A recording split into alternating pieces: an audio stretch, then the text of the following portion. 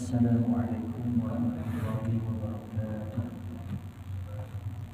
Nabi Mustafa Rasulullah sallallahu alaihi wasallam wa ila arwahil walidina wa mu'allimina wa ta'ala ajma'in al-Fatihah.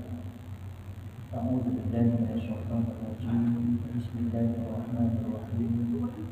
Alhamdulillahi rabbil alamin. Ar-rahmanir rahim. Maliki yaumiddin. Iyyaka na'budu wa iyyaka nasta'in. Ihdinas siratal mustaqim. Siratal ladzina an'amta 'alaihim ghairil maghdubi 'alaihim waladdallin. Innal hamdalillah nahmaduhu wa nasta'inuhu wa nasta'dinuhu wa nastaghfiruh wa na'udzu billahi min shururi anfusina wa min sayyiati a'malina. Man yahdihillahu fala mudilla lahu wa man yudlilhu fala hadiya lahu. Asyhadu an la ilaha illallah wa asyhadu anna Muhammadan 'abduhu wa rasuluh. Allahumma shalli wa sallim ala sayyidina Muhammad wa ala alihi wa ashabihi ajma'in. Subhanaka la ilma lana illa ma 'allamtana innaka antal 'alimul hakim. Rabbi shrah li sadri wa yassir li amri wahlul 'uqdatam min lisani yafqahu qawli. Allahumma anta rabbi la ilaha illa anta khalaqtani wa ana 'abduka wa ana 'ala 'ahdika wa wa'dika mastata'tu. A'udzu bika min syarri ma sana'tu. Abu'u laka bi ni'matika 'alayya wa abu'u bi dhanbi faghfir li fa innahu la yaghfiru dhunuba illa anta.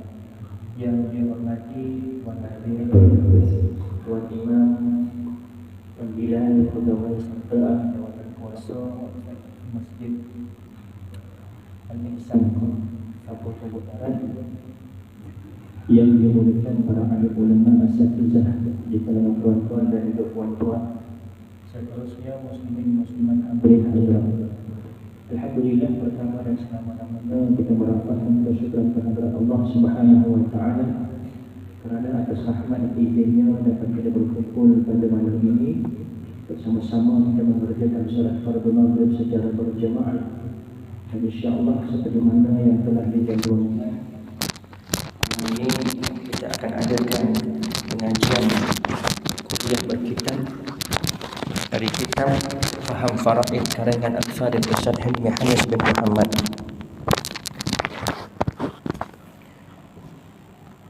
Sebuah hadis yang diriwayatkan daripada Abi Hurairah.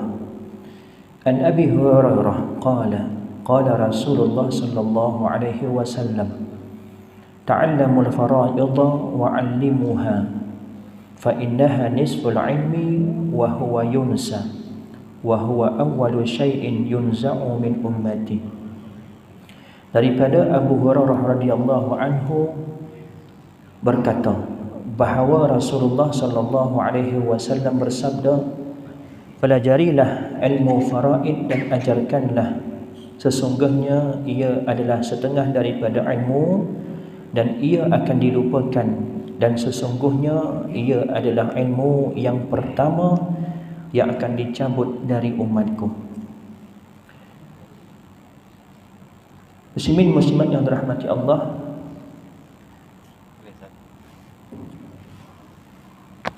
boleh? Tak apalah, saya pegang lagi senang. Pegang lagi. Boleh.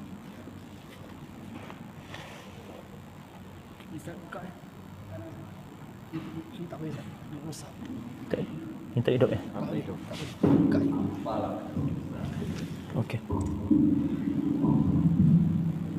Okey.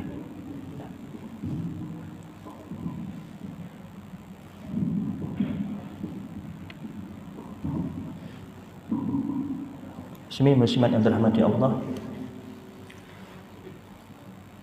Tuan Nazir ada minta saya bawakan kitab.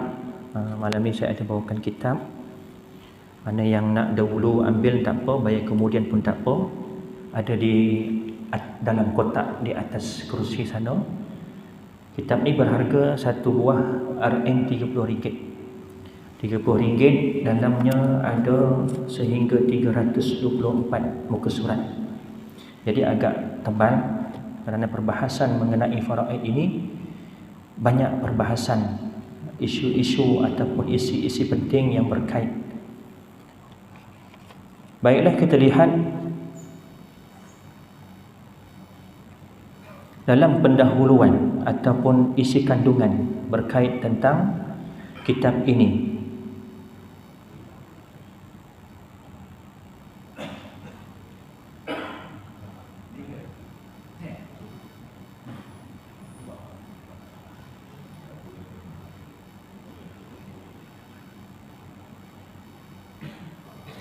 Kita masuk dulu dalam prakata yang ditulis oleh penulis di awal pendahuluan kitab ini. Bismillahirrahmanirrahim, dengan nama Allah yang Maha Pemurah lagi Maha Pengasih. Muka surat 2 Roman. Segala bentuk kepujian kepada Allah Subhanahu wa taala, Tuhan sekalian alam, Tuhan yang Maha Bijaksana, yang mengurniakan taufik dan hidayah menuju ke jalan yang lurus. Selawat dan salam kepada penghulu para anbiya, Rasulullah sallallahu alaihi wasallam, pengutus risalahnya serta membawa rahmat buat semua. Ilmu faraid merupakan salah satu ilmu yang sangat penting bagi umat Islam. Sebahagian besar ilmu ini telah diterangkan oleh Allah Subhanahu wa taala secara terperinci di dalam surah An-Nisa. Malah baginda Nabi sallallahu alaihi wasallam telah menggalakkan umatnya untuk mempelajari dan mengajarkan ilmu ini kepada orang lain. Manusia adalah hamba Allah yang sangat lemah. Mereka tidak mempunyai keupayaan untuk mengagihkan harta pusaka dengan seadilnya. Kebijaksanaan yang dikurniakan Allah adalah terbatas kepada manusia. Setiap ahli waris mempunyai keperluan dan tanggungan yang berbeza-beza. Hanya Allah Subhanahu wa taala, Tuhan yang Maha Bijaksana, yang terlebih layak untuk menentukan bahagian-bahagian harta pusaka buat mereka. Allah Subhanahu wa taala, nanti kita akan jumpa dalam satu ayat mengatakan abaukum wa abnaukum, ibu-ibu, bapa kamu dan juga anak-anak kamu, kamu tidak mengetahui di kalangan mereka siapa yang lebih banyak memberi manfaat kepada kamu. Dan dari segi asasnya, harta yang kita ada di dunia ini adalah pinjaman dari Allah Subhanahu wa taala, bukan milik sepenuhnya kita. Walaupun di dalam geran tanah, geran rumah, geran kereta, geran motor nama kita, di dunia kita terlihat kitalah empunyanya, namun hakikatnya bukan milik kita sepenuhnya, tetapi milik mutlaknya adalah Allah Subhanahu wa taala. Qalu inna lillahi wa inna ilaihi raji'un. Sesungguhnya inna lillahi, semuanya adalah milik Allah dan kepada Allah lah akan dikembalikan. Kita biasa guna kalimah ni bila berlaku kematian. Ada orang meninggal baru kita kata inna lillahi wa inna ilaihi raji'un. Hakikatnya bukan hanya dalam kes kematian semata-mata, bahkan sekiranya ada ujian menimpa kita, berlaku kemalangan, berlaku kecurian, harta kita hilang, sunat untuk kita mengatakan inna lillahi wa inna ilaihi raji'un, kerana maksudnya semua ni milik Allah dan kepada Allah akan dikembalikan. Bila kita mati, harta yang kita ada ini, di dunia kita panggil harta, tetapi bila kita mati, istilahnya bukan lagi harta sahaja, tetapi harta pusaka. Harta pusaka ni maknanya harta yang dimiliki oleh seseorang setelah dia mati. Waktu dia hidup tak panggil harta pusaka, tetapi bila kita dah mati, harta tu menjadi harta pusaka. Hakikatnya bila kita mati, harta tersebut tadi dikembalikan kepada Allah Subhanahu wa taala. Cuma kita tak nampaklah. Telefon ni tiba-tiba pun hilang. Besok tiba-tiba ada dekat rumah anak kita pula. Tak nampaklah macam tu. Perpindahan tu tak nampak. Tetapi hakikatnya semua yang ada milik kita, bila kita mati, Allah dah bagi pinjam, kita mati, putus pinjaman tadi, kembali kepada Allah, dan Allah akan bagi semula kepada siapa? Kepada waris-waris kita melalui faraid, melalui ayat-ayat Al-Quran yang Allah tentukan siap-siap dalam Al-Quran. Dalam surah An-Nisa ayat 11, ayat 12, bagi ayah sekian-sekian, bagi ibu sekian-sekian, bagi suami sekian-sekian banyaknya, bagi isteri juga begitu, bagi anak-anak lelaki, anak-anak perempuan, semuanya Allah perincikan dalam Al-Quran. Bahkan tidak ada khilaf di kalangan ulama, ijma' ulama, sepakat ulama tentang pembahagian faraid. Kerana dalilnya jelas, nyata. Sekali baca dah faham dah. Tak perlu penafsiran, pentakwilan daripada para ulama sehingga berlaku khilaf, perbezaan pendapat, tak ada. Semua ijma' sepakat. Ayah 3 keadaan, 1/6, 1/6 bersama asabah 3 keadaan. Suami 2 keadaan, 1/2, 1/4, ketika mana sekian-sekian. Semuanya Allah dah perincikan dalam Al-Quran. Dan tidak ada khilaf di kalangan ulama, para imam tak ada khilaf. Dalil yang sama, mereka sepakat inilah hukumnya, inilah cara pembahagiannya, inilah bahagiannya bagi setiap ahli waris.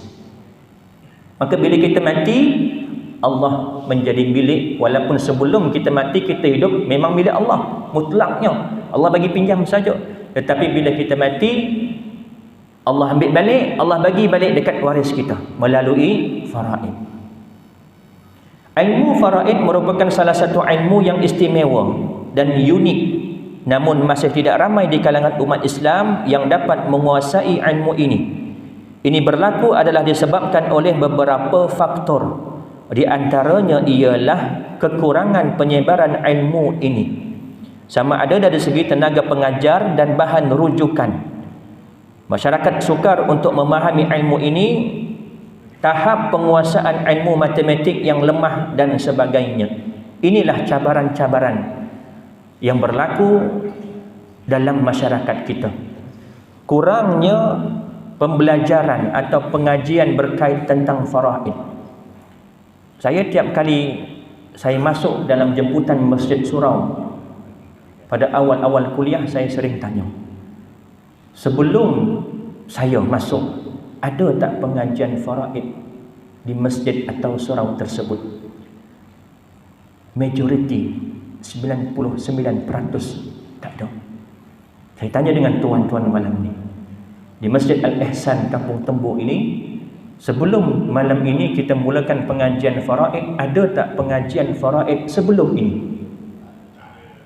Dulu pun, kalau masa kata wak yang umur 70 masa kecil ada, kalau ingatlah, ada tak? Tak ada juga. Ini realiti. Ini realiti yang menjadi sebab kenapa kata Nabi SAW dalam hadis yang saya bacakan di awal tadi, inilah ilmu yang akan mula-mula dicabut di kalangan umatku. Dalam hadis yang lain Nabi bersabda, mafhumnya, pelajarilah Al-Quran dan ajarkanlah ia kepada manusia. Pelajarilah faraid dan ajarkanlah ia kepada manusia. Sesungguhnya aku, kata Nabi, akan mati, akan wafat, dan ilmu ini akan hilang. Dengan cara apa? Dengan matinya ulama-ulama atau pengajar-pengajar ilmu faraid. Dan aku risaukan satu masa nanti, kata Nabi, akan berlaku fitnah-fitnah, akan berlaku kacau bilau, akan berlaku pergaduhan di kalangan dua bersaudara. Sebab apa? Sebab tidak dapat menjumpai orang yang boleh menyelesaikan masalah pusaka mereka. Berlaku tak hari ini? Banyak sangat berlaku. Adik-beradik sehingga putus saudara. Bahkan bukan hanya perselisihan, boleh jadi berlaku pembunuhan, khianat mengkhianati hanya kerana harta pusaka. Waktu mak ayah ada, semua nampak baik, semua nampak aman. Tapi bila mak ayah dah tiada, masing-masing berani bersuara. Aku yang jaga mak, mak duduk dengan aku 20 tahun, aku yang tanggung mak, aku patut dapat lebih. Ini tidak adil, macam cerita Piramli. Ini realiti yang berlaku. Padahal dalam hadis yang sama, Nabi menyuruh kita belajar Al-Quran dan ajarkan. Selepas itu Nabi bersabda lagi, belajarlah faraid dan ajarkan. Hari ini kalau kita tanya anak-anak yang belajar Al-Quran, alhamdulillah di sekolah-sekolah belajar Al-Quran, boleh baca Al-Quran. Anak-anak kita yang sekolah rendah bahkan bagus bacaannya, cukup tajwidnya, sifat hurufnya sempurna, bacaan siap berlagu, taranum. Itu tuntutan Nabi dalam isu belajar dan ajarkan Al-Quran. Hadis yang sama, Nabi menjuru kepada kita, kepada umat supaya belajar faraid dan ajarkan. Hari ini kalau kita tanya dengan 100 orang dewasa berkenaan soalan-soalan berkait faraid, agak-agak berapa orang boleh jawab? Tuan-tuan mungkin perasan pada hari ini di utusan Malaysia keluar, ni hari ini 90 bilion harta faraid tidak dituntut, dikongsi oleh Persatuan Pengguna Islam Malaysia PPIM. RM90 bilion harta faraid tak dituntut. Masya Allah. Sebab itu pentingnya ada wasiat dan rancang pewarisan harta pusaka ketika masih hidup. Antara cabaran kenapa berlakunya kurang kefahaman dan juga kurang perhatian di kalangan masyarakat kita tentang isu pusaka kerana persepsi masih kuat dalam kepala kita. Kalau tuan-tuan masih ingat, benda ni selalu disebut-sebut oleh orang dulu-dulu. Berlaku saja kematian, nak cerita tentang pusaka, mesti ada yang akan menghalang. Kubur merah lagi, sibuk cerita tentang harta. Ini persepsi-persepsi dulu yang akhirnya mengakibatkan hari ini 90 bilion harta umat Islam dibekukan. Makna beku ni apa? Tak boleh nak dijual beli. Dan jangan terkejut, hari ini lebih 1 juta geran, sama ada geran tanah atau geran rumah atas nama orang yang mati. Mungkin tuan-tuan pun ada. Siapa ada geran tanah, geran rumah dekat rumah yang namanya, pemiliknya orang yang dah mati? Siapa ada? Tak nak aku. Maksudnya apa? Ada tak tanah? Ada. Tanah siapa? Tanah pusaka. Siapa punya nama? Arwah moyang dulu. Siapa punya nama? Arwah atuk dulu. Siapa punya bahagian? Bahagian saya selaku cicit. Nama geran. Siapa pegang geran? Pak Long. Kerana geran satu je, waris ramai. Bahagian dia? Ya, betul, bahagian dia. Dah bagi-bagi siap-siap, tetapi nama masih lagi atas nama orang yang dah mati. Tuan-tuan, kalau kita baca komen-komen di Persatuan Pengguna Islam Malaysia ini, banyak yang meluahkan berkenaan dengan proses dan birokrasi pengurusan tadi, pengurusan pusaka sukar, susah, sehingga ada yang jadi fed up. Sekali dua kali berurusan tak selesai-selesai, dah malah nak fikir, tinggal. Tanah ada, aku boleh usahakan walaupun nama arwah ayah. Tuan-tuan kena faham, urusan pusaka ini bila berlaku kematian berlapis, maka prosesnya akan menjadi lebih rumit. Maksud kematian berlapis apa dia? Contoh daripada tanah yang pertama, sebagai gambar raja untuk tuan-tuan nampak bagaimana yang dikatakan kematian berlapis. Ini si mati yang bernama Sidik. Si mati namanya Sidik.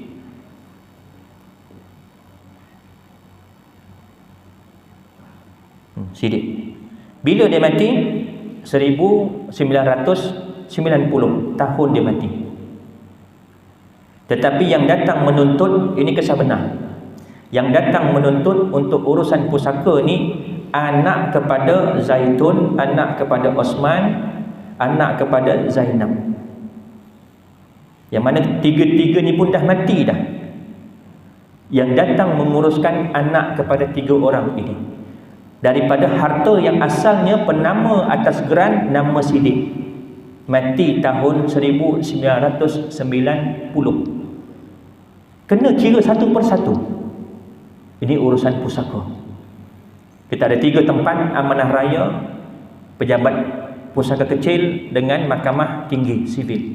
Kalau kurang 2 juta nilai aset si mati, urusannya di pejabat pusaka kecil.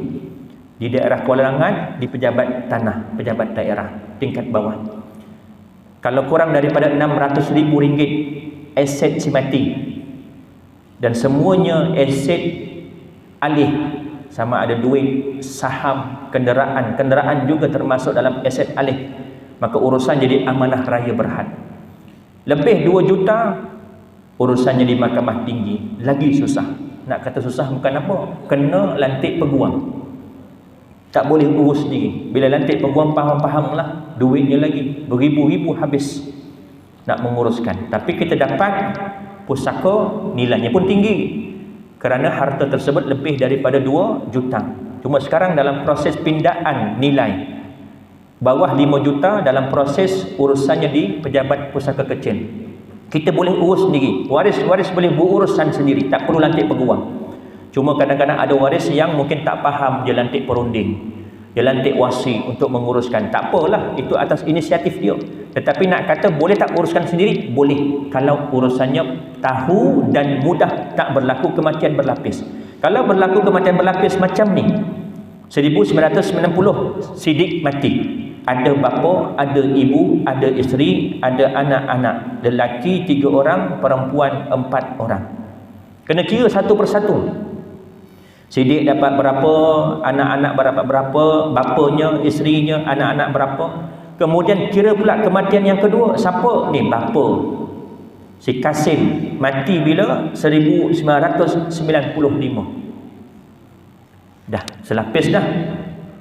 Daripada bapa Kasim ni tadi, ni kematian Siddiq, warisnya bapa dapat 40/240. Ni saya kirakan. Kawan ni, orang ni jumpa saya masa tu, saya tolong kirakan. Kematian pertama kena detailkan.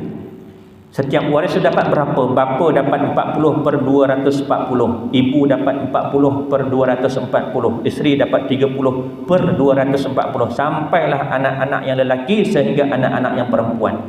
Ini baru kematian pertama. Kematian kedua siapa? Ni bapa. Kira balik daripada bapa pula. Kematian kedua Kasim mati 1995. Siapa warisnya? Ayah dah tak ada, ibu dah tak ada, ada isteri namanya Ros. Ros pula mati 1998. Kira balik Ros pula nanti, iaitu isteri, ibu kepada Siddiq ni tadi ni, namanya Ros. Satu persatu kena kira, tuan-tuan. Sebab lambat uruskan. Kita orang Malaysia, orang Melayu, masyarakat kita, contoh mak mati, mak ada harta, anak-anak nak cakap dengan ayah, tak berani, kau nak cakap. Sedangkan dalam Islam kita dituntut untuk segerakan urusan pusaka. Baru nak cakap dengan ayah, hei, ayah hidup lagi, kau dah sibuk cerita tentang harta mak. Ini pun ayah pun satu hal juga, jadi tak faham. Kau tak apalah, kau nak mati dah, ni ada anak ni yang bawah ni macam mana ni, cucu cicit ni yang nak mewarisi harta tadi, urusannya akan menjadi lebih rumit disebabkan kematian berlapis-lapis. Orang selain Melayu, saya bertugas sebagai penolong pentadbir tanah di daerah Kuala Langat.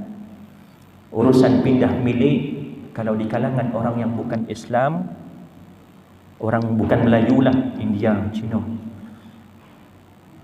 yang datang untuk urusan pindah milik pusaka, saya kadang-kadang tanya, bila you punya mam mati, bila you punya ayah mati? 3 bulan lepas, 4 bulan lepas, ada yang sebulan lepas telah mati, saya terus urus. Melayu 3 tahun, 4 tahun mati dah, baru nak urus. Itu antara yang cepat tu. Ada yang sampai 10 tahun, 20 tahun baru datang nak urus. Susah ke senang nak urus? Susah. Bila dah panjang tempoh tu, nak kena cari satu persatu waris. Dalam faraid yang dikatakan wajib fardatan minallah, kefarduan dari Allah Subhanahu wa taala adalah menetapkan bahagian ahli waris. Bukan maksudnya membahagikan mengikut faraid. Bahagi ikut faraid tergantung, belum tentu wajib. Tergantung pada waris. Tetapi menetapkan bahagian waris adalah wajib, kerana ini adalah fardatan minallah, kewajiban dari Allah. Lepas dah tentu ibu, ayah meninggal, bahagian ibu banyak ni. Alung, ayah meninggal, bahagian alung banyak ni. Angah begitu, adik-adik begitu, saya banyak ni. Dah tetapkan, dah tentukan, wajib hukumnya. Kemudian semua sepakat, apa kata kita bahagi sama rata? Setuju tak semua? Setuju semua, silakan. Kerana dah ditentukan. Tentu tadi hukumnya wajib. Kebanyakan kita tentu ke tidak? Tak. Terus bahagi sama rata. Tak payahlah fikir-fikir nak kira-kira faraid berapa-berapa seorang. Kita bagi sama rata je lah. Okeylah, senang. Bicara kuasa, kami setuju sepakat untuk bahagi sama rata. Tuan-tuan, pegawai di pusaka ada yang kadang-kadang cakna tentang hukum. Dia tanya balik, tahu tak bahagian masing-masing ni ikut faraid nak bagi sama rata ni, nak muafakat sama rata ni, masing-masing tahu ke tidak ni? Ada yang kata tahu, okey, tak ada masalah. Ada yang kata tak tahu, dibuat kira-kira. Itu kalau pegawai pusakanya cakna, faham tentang hukum. Tetapi kebanyakannya dah ini waris nak, kita buat je lah, urus je lah, buat apa nak tambah kerja kita. Bila ditentukan alung banyak ni, ibu banyak ni, angah banyak ni, masing-masing yang awal-awalnya niat nak muafakat sama rata, jadi ada yang tak nak. Sebab ikut faraid banyak lagi, tapi bila bagi sama rata bahagiannya jadi sedikit. Syarat nak muafakat, nak bagi sama rata, kena ada 3. Yang pertama, di kalangan ahli waris mesti akil dan juga baligh. Cukup akalnya, sempurna, tidak gila.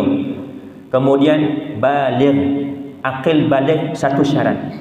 Cukup umurnya. Dalam Islam 15 tahun maksimum. Lelaki keluar mani, perempuan keluar haid.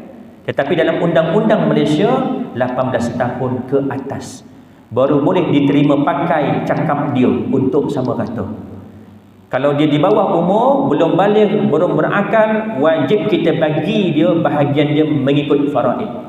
Sekalipun dia kata tak apalah pak cik, saya setuju bagi sama rata, tak boleh diambil pakai kata-kata dia, kerana tak cukup syarat akil dan juga baligh. Ini syarat yang pertama. Yang kedua, kena tahu dulu bahagian masing-masing ikut faraid. Ini hikmahnya. Bila dah tahu, baru ada syarat yang ketiga. Apa dia? Rela hati nak muafakat. Ini tak bagi lagi, tak tentu lagi, dah terus sepakat rela hati. Mana nak datang rela kalau tak tahu bahagian masing-masing berapa? Bila dah tahu, tak jadilah bagi sama rata, aku nak ikut faraid. Itu kalau tahu masa tu.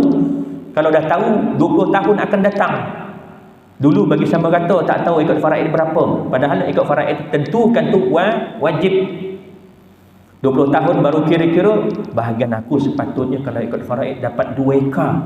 Tapi sebab dulu aku bagi sama rata dengan adik-beradik yang lain, jadi dapat 1 ekar. Kalaulah dulu aku ikut faraid. Timbul penyesalan. Lepas 20 tahun. Saya tanya dengan guru saya, Ustaz Harun Nizam bin Mat Hussein, Syekh Ruwaq Jawi, orang Malaysia, tentang hukum kita mendapat harta daripada ibu ayah kita yang dapat pusaka daripada atas nenek, apa lagi, buyut, sampailah ke ayah kita. Saya tanya dengan Ustaz Harun Nizam, Ustaz, apa hukum jika kita dapat harta pusaka yang mana dulu mak ayah kita dapat tidak mengikut syarat faraid? Maknanya bagi sama rata. Saya yakin majoriti semua akan dapat sama rata. Orang dulu-dulu tak, mungkin kerana kurang pendedahan, tak tahu. Tak apalah, mungkin mudah-mudahan mereka terangkat dosanya. La yukallifullahu nafsan illa wus'aha. Ini kita yang dah tahu ni. Yang dah tahu ni. Dah tahu hukum, dah tahu bahagian nak sama rata boleh, syaratnya kena ada 3. Saya tanya dengan Ustaz Rizal, bagaimana status harta yang kita dapat ni, yang mana dulu mak ayah kita dapat pusaka tak ikut faraid? Dia pernah bertanya dengan guru dia, Syekh Said Saltut, merupakan ahli jawatan kuasa Darul Ifta. Darul Ifta ni satu badan jabatan mufti satu Mesir. Kalau kita di Selangor, jabatan mufti negeri Selangor, tapi Darul Ifta ni satu Mesir. Apa kata Syekh?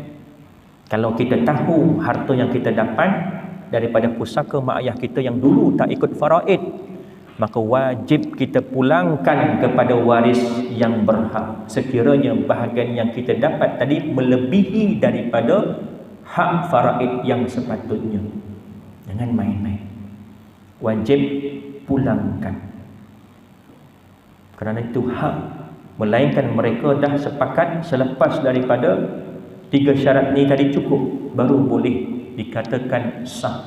Sebab dah memang milik kita, terpulang pada kita. Nak sama rata, tak nak semua pun silakan, bagi semua kat adik-beradik yang lain, bagi dekat waris yang lain. Aku dah kaya jutawan, tak apalah, korang ambil lah.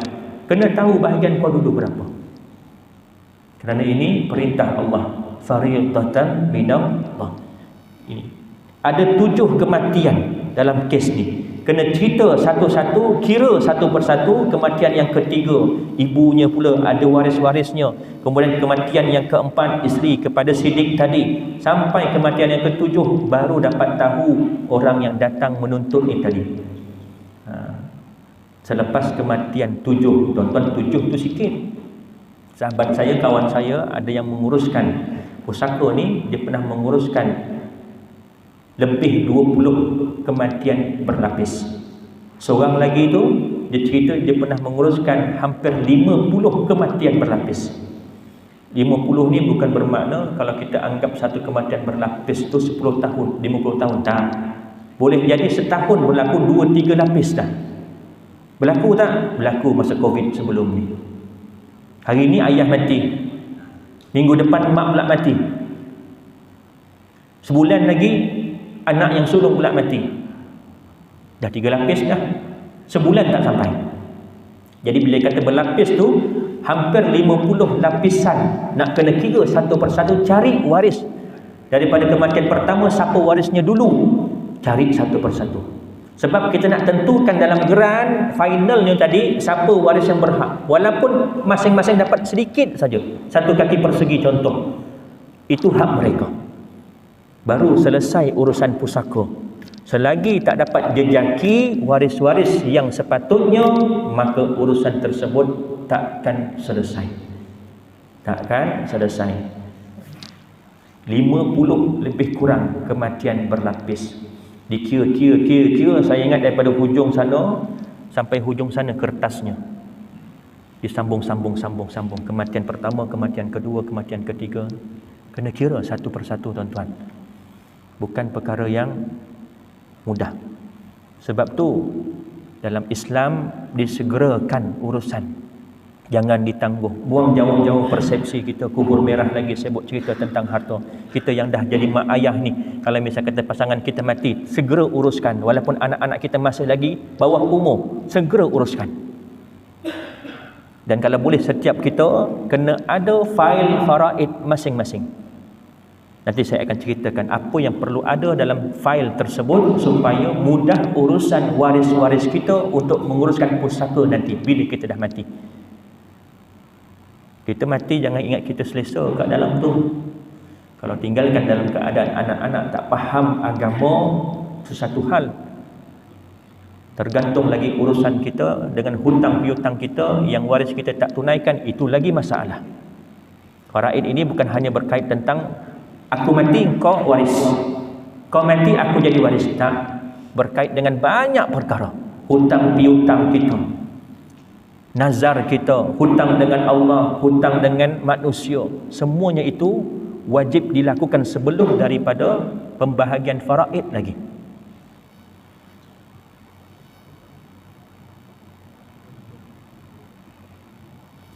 Kita sambung.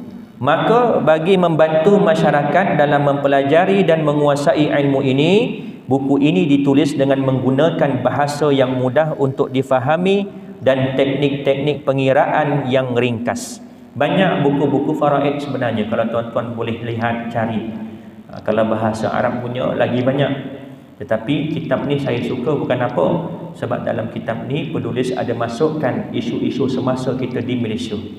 Ada disebutkan tentang KWSP, ada disebutkan dalam tentang tabung haji, sokso, pencen. Kalau kita lihat buku-buku fiqh bahasa Arab, tak ada disebut tentang tabung haji, sebab tabung haji dekat Malaysia saja. KWSP, sokso, pampasan itu ini dimasukkan dalam buku ini oleh penulis. Jadi mengikut wakil semasa kita di Malaysia, dan bahasanya pun mudah difahami. Buku ini merupakan buku yang kedua penyusun, iaitu buku lanjutan daripada buku asas, iaitu Fajar Faraid. Ini buku yang kedua. Buku yang pertama diberi nama Fajar Faraid, tetapi dikemas kini dan diberi nama baru Faham Faraid. Sahabat ini kawan saya waktu di Mesir. Kami mengaji dari guru yang sama di Mesir dalam bab pengkhususan faraid sahaja. Sama-sama mendapatkan sanad daripada guru kami almarhum Ustaz Jabal Alam Shah, orang Indonesia. Sanad Syajarah Miras. Namanya Syajarah Miras, pokok miras. Daripada pokok tu kita kenal pasti siapa dia waris-waris. Contoh saya tunjukkan dengan tuan-tuan.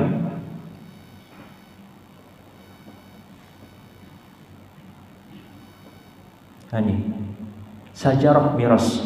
Saya tulis balik supaya bahasanya lebih mudah faham.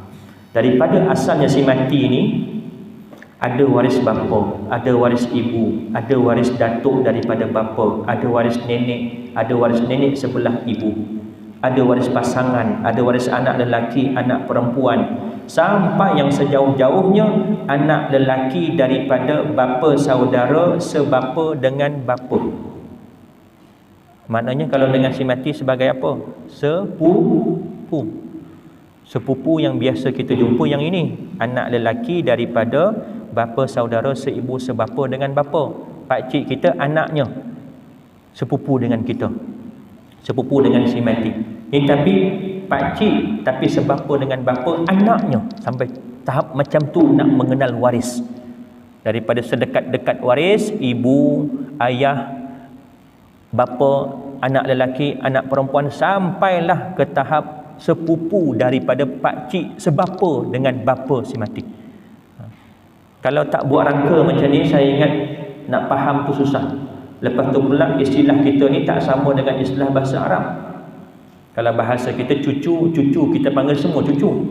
Sedangkan cucu yang dikatakan ahli waris hanya dari anak lelaki saja. Cucu lelaki, cucu perempuan dari jalur anak lelaki. Dari jalur anak perempuan, cucu waris ke tidak? Tidak. Dalam istilah bahasa Arab, cucu lelaki dari anak lelaki diberi nama ibnu ibin. Anak lelaki dari anak lelaki. Kalau cucu perempuan diberi nama bintu ibin. Anak perempuan dari anak lelaki. Cucu kita panggil. Tapi kita panggil cucu semua cucu. Kita panggil cucu, yang dikatakan cucu semua cucu. Datuk pun begitu juga. Tak semua datuk dapat. Datuk sebelah bapa saja. Abul ab dalam bahasa Arabnya istilahnya. Dan bapa kepada bapa. Nanti kita akan masuk ini untuk lebih terperinci satu persatu di kalangan ahli waris ini. Cuma secara awal nak maklumkan dengan tuan-tuan, semuanya ini ada berapa orang? 25 orang waris. Jika berkumpul kesemuanya ini, tak semua dapat. Siapa je yang dapat? 5 orang saja. Yang pertama, bapa kepada si mati. Yang kedua, ibu kepada si mati. Yang ketiga, pasangan kepada si mati. Yang keempat, anak lelaki. Yang kelima, anak perempuan. 5 ni je yang dapat. Yang lain-lain dapat tak? Adik-beradik, seibu sebapa, seibu. Adik-beradik ni pula ada 3 jenis. Seibu sebapa, sama bapa, sama mak dengan si mati. Ada yang sebapa saja, sama bapa lain mak. Ada yang seibu saja, sama ibu lain bapa. 3-3 ni waris.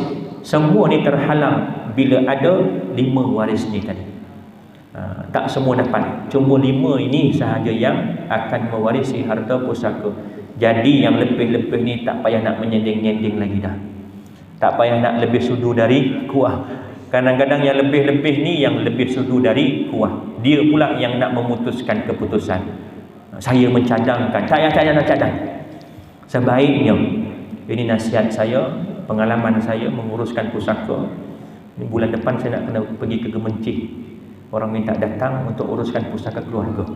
Baru meninggal pada hujung bulan 8. Baguslah, saya puji. Alhamdulillah. Tahniah tuan. Sebab segera uruskan pusaka arwah ibunya. Ada orang sampai bertahun-tahun baru nak uruskan. Kita sebaiknya hari ini ibu bapa kita meninggal, malam tu terus tentukan. Bukan tentukan tu maknanya kumpulkan geran tanah, geran kereta, geran rumah. Bukan tu maksudnya. Kumpulkan supaya tetapkan dahulu bahagian masing-masing mengikut waris yang layak. Azan ke teruskan? Terus tentukan.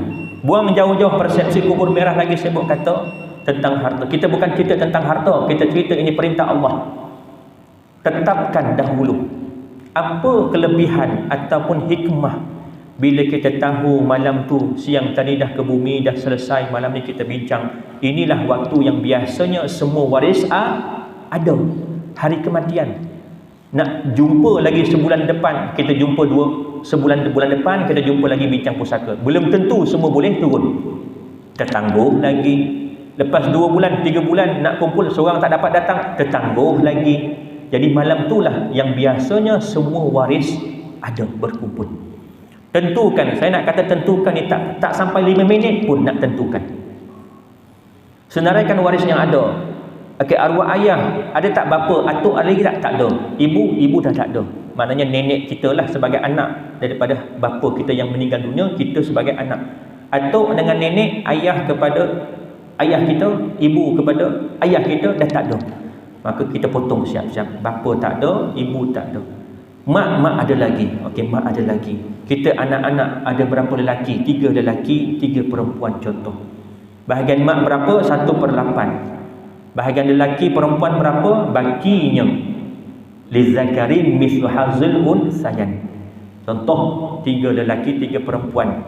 Ke-6 ni akan dapat 7/8 baki daripada ibu, iaitu isteri si mati tadi.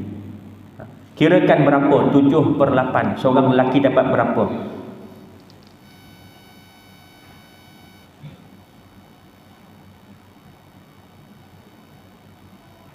Contoh tadi ya, kita buat contoh pengiraan supaya tuan-tuan nampak susah ke senang nak tentukan.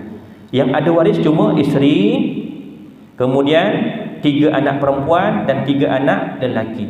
Bapa si mati dah tak ada, ibu si mati dah tak ada. Saudara mara walaupun ada, mereka tak dapat kerana si mati ada anak. Bila ada anak yang lelaki, maka adik-beradik si mati tak dapat. Sebab tu orang dulu takut kalau tak ada anak lelaki. Bukan takut apa, risau. Selagi tak ada anak lelaki, usaha lagi. Tahu-tahu berderet dah. Semua perempuan. Saya tak kata siapa-siapa ya. Jodoh, ketentuan tu semua dari Allah. Cuma bila tak ada tu, kita tahu nak rancang.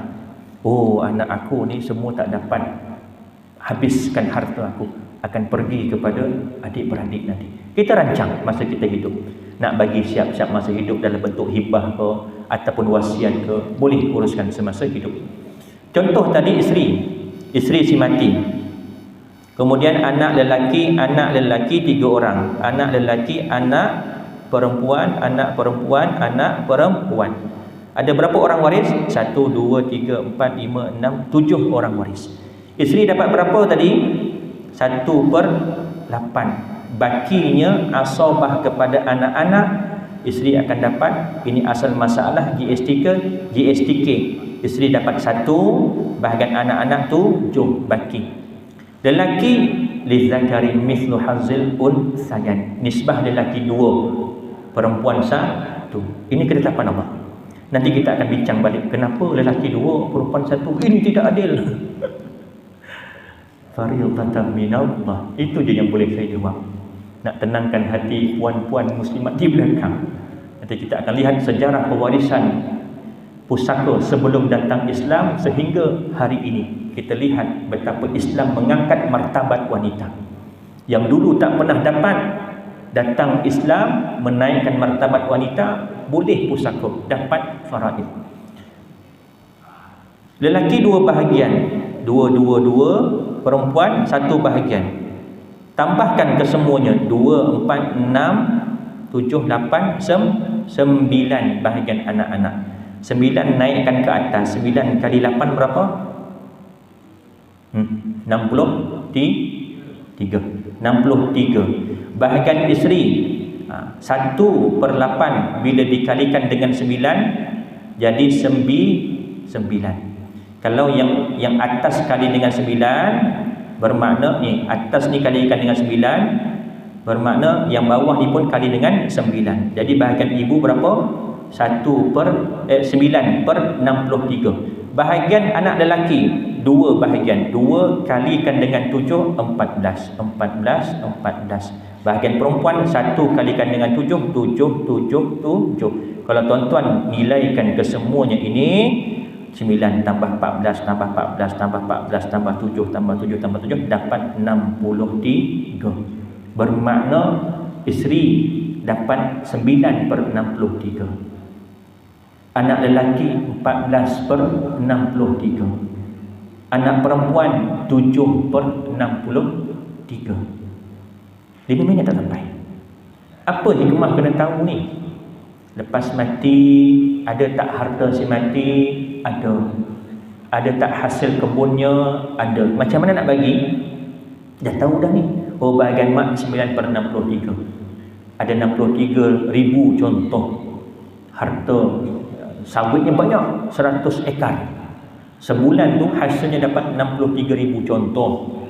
Jadi bahagian mak ni, isteri kepada si mati dah tahu dah. 9,000 untuk mak, 14,000 untuk anak lelaki, 7,000 untuk anak perempuan. Ni besok ni dah boleh bagi dah. Dah boleh tentukan dah. Sebab dah tahu. Sebab proses nak tukar nama pada geran bukan sikit masa. Kadang-kadang mengambil masa paling-paling tidak 6 bulan. Ada yang sampai tahun baru selesai. Sebab nak kenal pasti, ada wasiat lagi, kena dahulukan wasiat dulu. Jadi nak sampai pindah nama kepada nama kita sebagai waris atas geran tadi ambil masa. Tempoh daripada mati sampai tukar nama tu ada tak hasil? Ada. Bagi siap-siap ikut portion yang dah dikira tadi. Berlaku tak makan harta batil? Tak berlaku dah. Sebab masing-masing dah tahu. Ini kalau ada hasil daripada tanah. Kalau contoh jam tangan, telefon, ni telefon arwah. Dekat sini ada bahagian mak 9/63. Dekat sini ada bahagian anak lelaki 14/63. Kena tanya satu-satu. Mak, boleh tak saya nak telefon arwah ayah ini, bahagian mak ada dekat dalam ni. Mak kata, ambil lah nak, silakan. Tanya dengan adik yang lain, adik-beradik yang lain, semua setuju. Seorang tak setuju. Bahagian aku ada kat telefon ni. Kalau kau nak, kau kena tebus. Bayar kat aku RM200. Wajib kita bayar. Bayar dekat dia RM200. Baru boleh jadi milik kita yang sempurna. Lepas kita tahu. Kalau tak tahu macam mana? Sikit-sikit pinggan mangkuk hilang kat rumah mak. Sikit-sikit barang-barang hilang. Pindah berkaki je. Pinggan-pinggan mangkuk yang mahal-mahal dalam almari, lepas sebulan dah gaib dah, tak nampak dah. Berkaki semua. Makan harta batil. Kullu lahmin nabatat min haramin fannaru awla bih, kata Nabi. Tiap-tiap daging yang tumbuh dalam badan kita dari hasil yang haram, fannaru awla bih, maka nerakalah tempat utamanya. Ulama menafsirkan bukan masuk makan je, kita guna juga termasuk dalam hadis ini. Dia kata, aku tak makan, tak jadi darah daging, aku bayar kereta. Beli kereta bulan-bulan pakai duit orang lain, duit curi. Aku tak makan. Sama juga. Fannaru awla bih. Sahabat tanya kepada Rasulullah, ya Rasulullah, sikit pun masuk neraka ke? Naam, sekalipun kayu sugi. Kayu sugi? Tahu kayu sugi? Kalau dekat Banting mungkin RM1. Kalau dekat Seri Petaling, tempat markas orang tabligh, silap-silap RM1 dapat 3. Satu kayu sugih ambil hak orang, fannaru aulabi. Belum lagi kira harta pusaka yang jumlahnya beribu-ribu. Itu kalau ambil hak orang, kalau termakan harta anak yatim, lagi besar, lagi berat dosanya. Di kalangan waris ada anak yatim, kita makan. Na'udzubillah min zalik. Kita sambung sedikit lagi, habiskan perakat tu.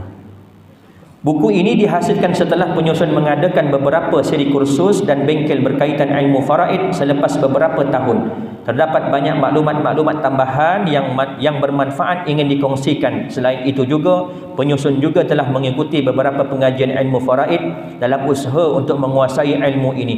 Penyusun juga telah membuat beberapa rujukan daripada kitab-kitab yang muktabar, buku-buku tentang harta pusaka dan artikel-artikel berkenaan bidang ini. Ahad lepas, kalau tuan-tuan perasan, dekat TV Al-Hijrah ada slot, setiap minggu ada slot TV Al-Hijrah. Ahad pagi, tuan-tuan lihatlah TV Al-Hijrah, ada slot berkait tentang faraid. Ustaz Hilmi Hanis, penulis buku ini, memberikan slot berkenaan dengan wasiat pada Ahad yang lepas. Boleh lihat di YouTube Faraid TV Hijrah, ada tarikh-tarikhnya. Kalau nak kenal lah siapa penulisnya, orangnya kecil je, mata sepet je, pakai cermin mata. Tua dia lagi pada saya muda lagi. Cuma kacak saya sikit lagi lah. Pembahagian buku ini masih dikekalkan seperti di dalam buku Fajar Faraid, iaitu dibahagikan kepada 2 bahagian yang utama, iaitu tentang pemahaman dan pengiraan. 2 tajuk ataupun bahagian yang penting dalam buku ini. 1 bab pembahagian, 1 lagi bab kefahaman. Pemahaman ni maknanya apa? Berkait tentang fiqh. Ini yang paling penting. Yang kedua, pengiraan. Bagi saya lah, kalau tuan-tuan belajar sampai habis tak dapat menguasai pengiraan, tak apa lagi. Yang penting dapat menguasai kefahaman fiqh, supaya kita tahu yang ni betul, yang ni tak betul, yang ni boleh, yang ni tak boleh. Itu lebih aula. Tapi kalau dua-dua tuan-tuan dapat kuasai, dapat faham tentang fiqahnya, dapat tahu pengiraannya, itu lebih baik. Itu lebih baik. Nak sampai tahap macam tu, paling-paling kurang kena ada kitab lah. Boleh dia tak ada kitab, kita boleh baca dekat depan. Tapi kalau ada kitab, balik kita boleh murajaah balik, tengok balik. Ni minggu depan ni, esok ni ustaz nak datang kuliah ni, tajuk bab ni baca dulu. Kan bila kita baca tak faham, standby soalan dah. Nanti ustaz kalau dah habis kuliah kita nak tanya yang ni tak faham. Ataupun dalam penerangan tu dah diterangkan. Jadi nak faham macam itulah caranya. Imam Syafi'i kata 3 benda kena ada bagi penuntut ilmu. Apa dia? Kitab, pen dengan duit. Kitab, pen dengan duit. Pen untuk tulis catat, kitab untuk baca, untuk murajaah, untuk rujuk, dengan duit. Duit ni faham-fahamlah, semuanya memerlukan duit. Walaupun Imam Syafi'i terkenal dengan hafalannya yang hebat, ditulis dekat tapak tangan guna aliyunya je dah boleh ingat dalam kepalanya. Ni kelebihan Imam Syafi'i. Pergi ke pasar, tutup telinga. Sampai dekat masjid, nak lalu pasar, tutup telinga sepanjang perjalanan. Orang tanya, ya Imam Syafi'i, ya Syafi'i, kenapa kau tutup telinga kau? Aku tak nak bila aku lalu dekat pasar, semua percakapan orang awam aku boleh ingat. Sampai tahap macam tu. Dengar sekali boleh ingat terus. Itu Imam Syafi'i. Kita bukan Imam Syafi'i, walaupun makan yang sama, minum air juga, makan roti, makan nasi, sama je. Tetapi kelebihan yang dikurniakan kepada Imam Syafi'i, dengar sekali boleh ingat terus. Sampai nak ke masjid, lalu pasar tutup telinga, supaya tak nak ingat apa yang dengar dalam perjalanan. 2 bidang pengetahuan ini amat penting untuk memahami dan menguasai ilmu faraid. Pembahagian ini juga bertujuan untuk memudahkan pembaca untuk memahaminya. Penyusun amat berharap agar buku kecil ini dapat memberi sedikit sebanyak panduan yang bermanfaat buat umat Islam dalam menghidupkan syariat-syariat Allah Subhanahu wa taala di atas muka bumi ini. Semoga usaha yang kerdil ini lahir dari niat yang suci ikhlas kerana Allah Subhanahu wa taala semata-mata. Hanya keredaan Allah Subhanahu wa taala sebagai matlamat kita di dunia dan di akhirat. bersama kita ke syurga Firdaus tanpa hisab. Khadam ilmu Hilmi Hanis bin Muhammad. InsyaAllah akan datang kita akan masuk dalam isi kandungan dan sedikit kita akan masuk dalam bab pengenalan pada hari Khamis malam Jumaat minggu yang ketiga. 2 minggu lagi insya-Allah kita akan jumpa kalau diizinkan Allah Subhanahu wa taala. Saya rasa cukup sekadar itu. Ada 1-2 soalan sebelum kita hentikan. Semua faham, alhamdulillah. Okey ya, 2 minggu lagi kita jumpa insya-Allah. Cukup sekadar itu. Yang baik itu datang daripada Allah dan kurang lemah itu datang daripada kelemahan diri saya. Saya mohon maaf, mohon ampun. Andai terkasar bahasa, terkurus hati tuan-tuan dan puan-puan, kita tangguh dengan tasbih kafarah dan suratul Asr. Subhanakallahumma bihamdika asyhadu an la ilaha illa anta astaghfiruka wa atubu ilaik. Bismillahirrahmanirrahim.